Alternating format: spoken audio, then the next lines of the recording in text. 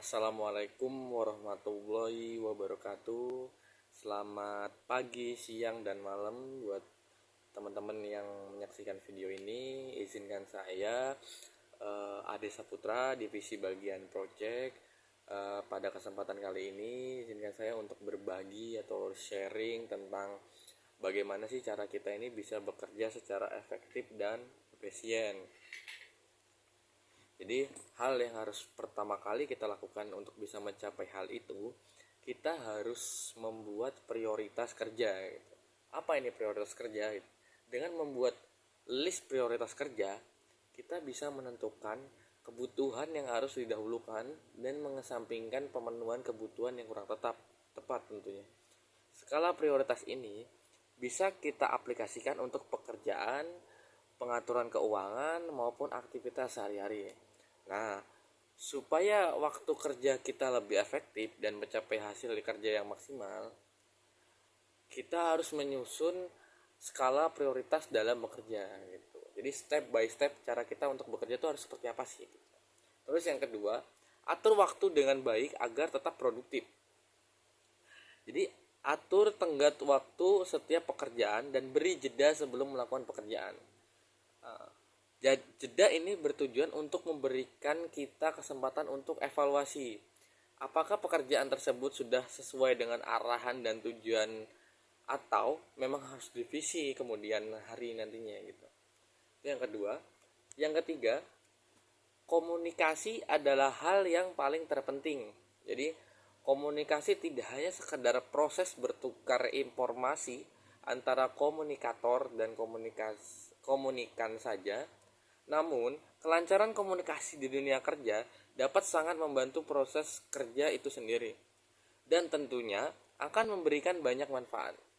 Tidak hanya hard skill, soft skill seperti kemampuan berkomunikasi dengan baik juga dapat menjadi aset baik bagi perusahaan tempat kita bekerja maupun bagi diri kita sendiri tentunya.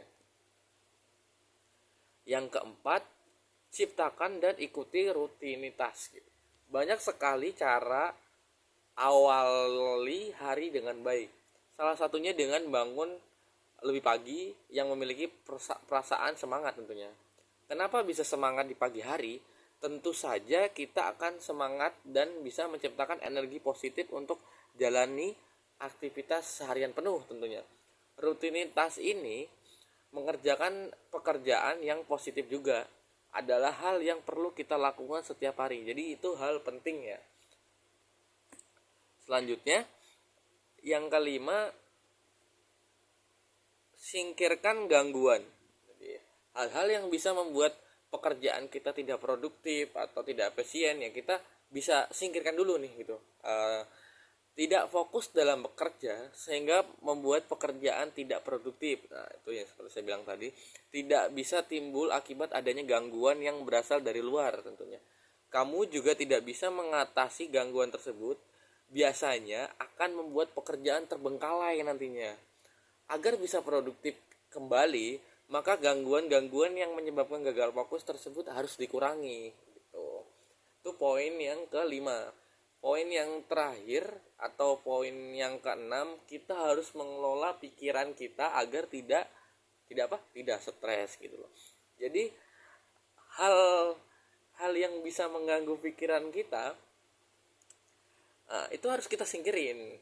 Jadi kita bisa mengelola perasaan kita nih. Tidak fokus dalam pekerja sehingga membuat pekerjaan tidak produktif. Ternyata itu bisa timbul akibat adanya gangguan yang berasal dari luar gitu loh. Sama kayak poin yang kelima tapi ini beda tipis, ini kita lebih mengelolanya gitu ya.